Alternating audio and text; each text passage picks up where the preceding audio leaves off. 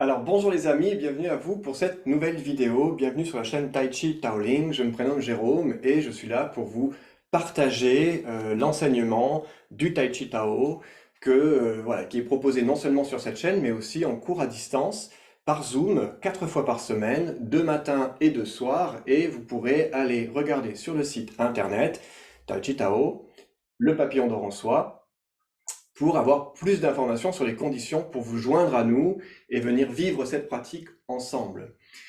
Vous avez déjà peut-être vu d'autres vidéos qui parlaient de ce sujet, donc qui vous présentaient les 4 piliers, par exemple, fondamentaux de cette pratique, je pourrais dire, comment la vivre et la laisser se vivre en nous, car avant tout, je tiens à préciser ici encore que Tai Chi Tao, Yoga, Qigong, Tai Chi Chuan, arts martiaux, arts énergétiques, etc., en réalité, ou la méditation, ne sont pas des faire, mais des états d'être.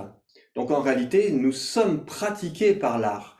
C'est l'art qui se pratique en nous, qui se pratique à travers nous, et nous sommes invités à faire corps avec, dans l'idée que nous en sommes séparés. Donc en réalité, quand on vient pratiquer, vous savez, c'est un peu cette phrase qui dit « aide-toi et le ciel t'aidera ». En réalité, le ciel nous aide toujours, mais il nous invite à nous tourner vers lui, à nous ouvrir à lui et à l'accueillir en nous et à faire corps avec lui, avec cela qui est.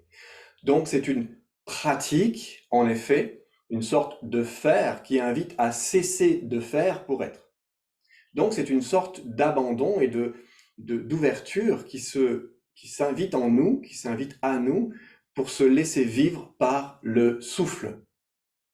Tai Chi Tao. Donc, hop, juste cela. Donc, une question qui se pose très souvent dans nos pratiques ou dans ce type de pratique, c'est faut-il être souple pour pratiquer? Faut-il avoir des aptitudes particulières pour pouvoir pratiquer l'art? Alors la réponse que l'on donne systématiquement, c'est évidemment non. Vous n'avez pas besoin d'être souple pour faire une pratique, quelle qu'elle soit, de yoga, de qigong, de tai chi ou autre. La vertu de ces pratiques, c'est qu'elle peut justement contribuer à favoriser plus de souplesse dans notre corps et surtout dans notre esprit au niveau de notre mental. Donc ce sont des arts de fluidification qui nous invitent à vivre avec plus de relâchement et de détente. Une image que je donne très souvent dans mes cours également, c'est l'image du bébé, de l'enfant, qui sort du ventre de maman avec une grande souplesse. Alors vous me direz, oui, les muscles ne sont pas encore constitués, etc.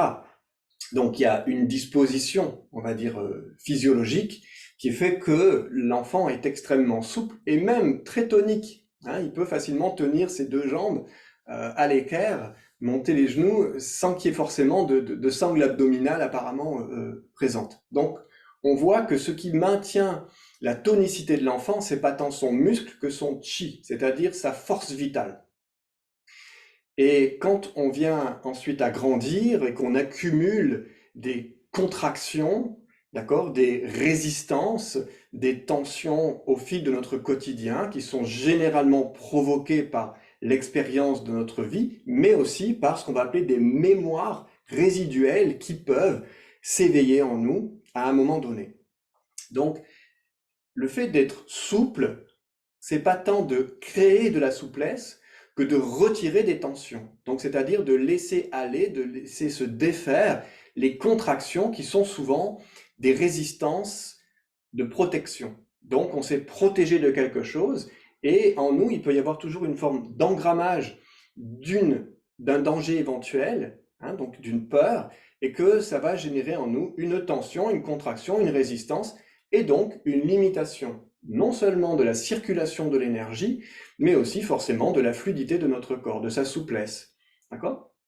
Donc, la pratique, avant tout, est une invitation à aller vers la détente qui est présente en nous et de lui permettre de se relaxer, de se relâcher, en baissant les épaules, en détendant les mains, etc. Donc, c'est avant tout, encore une fois, une cessation de faire plutôt qu'une acquisition de quelque chose.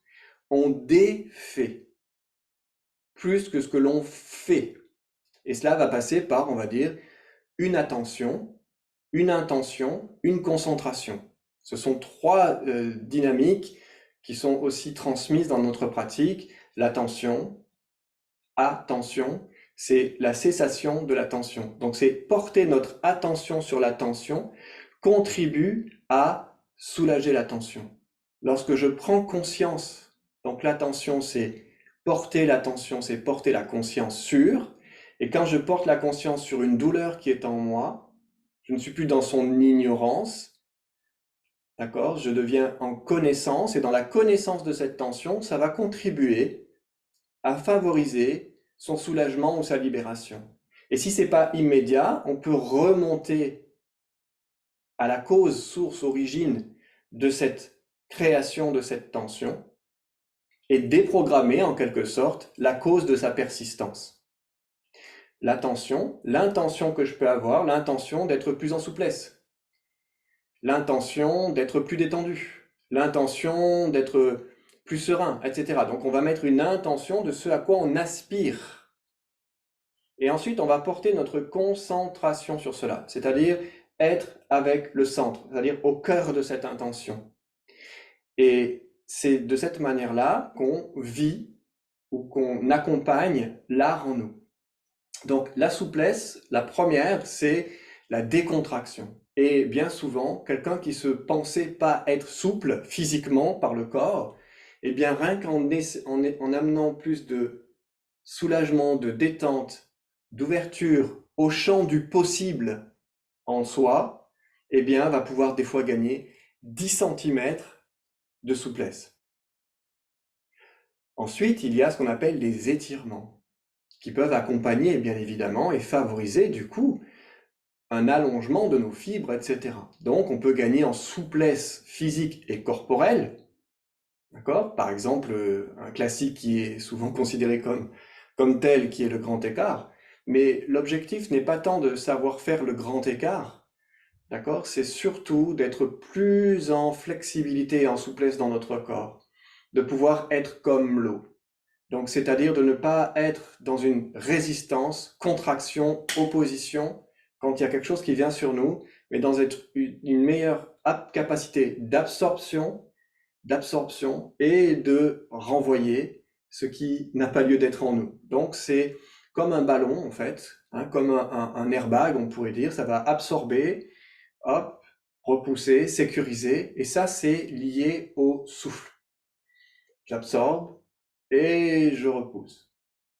D'accord? Donc, la souplesse que nous pratiquons ici, c'est avant tout une souplesse au niveau de l'esprit, par le corps, et du corps, par l'esprit.